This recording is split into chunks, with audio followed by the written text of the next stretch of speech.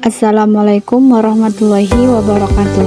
Perkenalkan, nama saya Fadilatul Aisyah dengan NIM 2114070065, kelas PGMIB, mata kuliah Matematika Dasar MISD, dosen pembimbing Bapak Dorisno MPD. Di sini saya akan menjelaskan materi tentang penyajian data dalam bentuk diagram batang dan diagram garis. Jenis diagram batang dan diagram garis. Diagram batang terbagi menjadi 4. 1. Diagram batang vertikal. 2. Diagram batang horizontal. 3. Diagram batang majemuk. Dan 4. Diagram batang bertingkat. Diagram garis dibagi atas 2 jenis. 1. Diagram garis tunggal. 2. Diagram garis majemuk. Diagram batang adalah diagram yang menyajikan data secara kualitatif dan kuantitatif dalam bentuk batang berupa persegi panjang.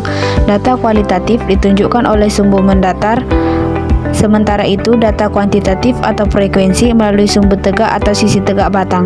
Semakin tinggi suatu batang, semakin besar jumlah atau frekuensinya.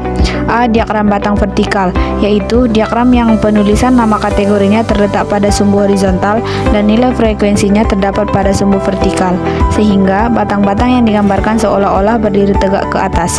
B. Diagram batang horizontal, yaitu diagram yang penulisan nama kategorinya terletak pada sumbu vertikal dan nilai frekuensinya terdapat pada sumbu horizontal, sehingga batang-batang yang digambarkan seolah-olah akan mendatar ke arah samping. C. Diagram batang majemuk, yaitu diagram yang menyajikan lebih dari satu kegiatan pengumpulan data, jadi setiap kelas memiliki lebih dari satu diagram batang. D. Diagram batang bertingkat, yaitu diagram yang menampilkan beberapa kegiatan dalam satu batang pada setiap kelas. Contoh diagram vertikal dan horizontal. Setelah pelaksanaan sensus penduduk di suatu kelurahan, maka diketahui jumlah warga dalam setiap RT adalah sebagai berikut. RT 1, pria 70 jiwa, wanita 90 jiwa. RT 2, pria 60 jiwa, wanita 80 jiwa. RT 3, pria 60 jiwa, wanita 75 jiwa. Dan RT 4, pria 40 jiwa, wanita 60 jiwa. Jika data tersebut dibuat dalam diagram batang, maka akan menjadi seperti gambar di bawah ini. Diagram batang vertikal sesuai dengan nama frekuensinya, data digambarkan secara vertikal atau naik. Diagram batang horizontal sesuai frekuensinya digambarkan seolah-olah mendatar ke arah samping.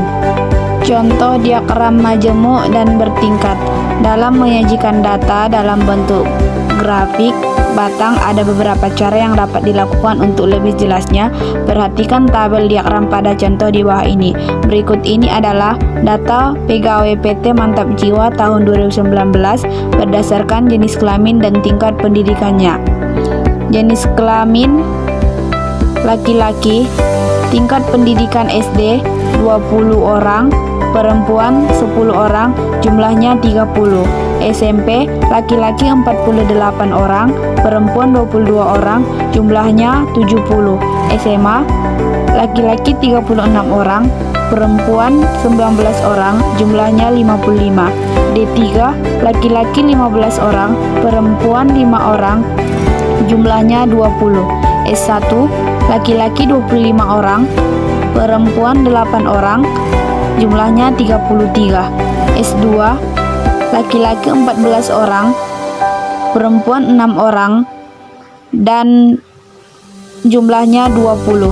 Diagram batang majemuk dan diagram batang bertingkat dapat dilihat pada gambar di samping.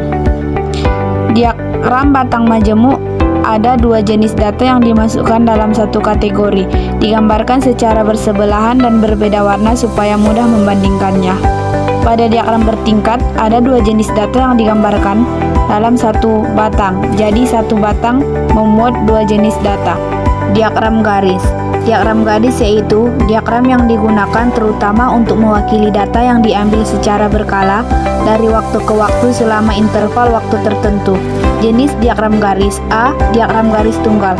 Diagram tunggal yaitu diagram yang menyajikan satu kejadian dalam kurun waktu tertentu, jadi cuma ada satu garis diagram yang bisa dibuat. B. Diagram garis majemuk. Diagram majemuk yaitu diagram yang menunjukkan lebih dari satu kejadian dalam waktu tertentu. Jadi, dalam satu gambar ada dua atau lebih garis diagram. Contoh diagram garis tunggal dan diagram garis majemuk. Contoh diagram tunggal. Sebuah pabrik sedang lakukan produksi AC mobil. Operator selalu mencatat hasil produksinya setiap jam. Berikut laporannya. Waktu atau jam.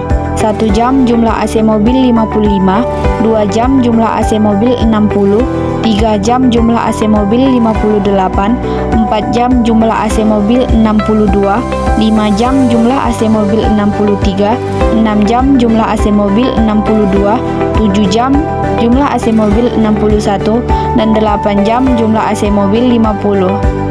Maka dapat kita lihat diagram garisnya ada di samping. Dari diagram di atas dapat terlihat bahwa produksi AC mobil tertinggi terjadi pada jam kelima, yaitu sebanyak 60 unit. Sedangkan yang terendah terjadi pada jam ke-8, yaitu sebanyak 50 unit. Dengan demikian, kita dapat menyimpulkan bahwa produksi AC mobil cenderung stabil setiap jamnya. Contoh diagram majemuk.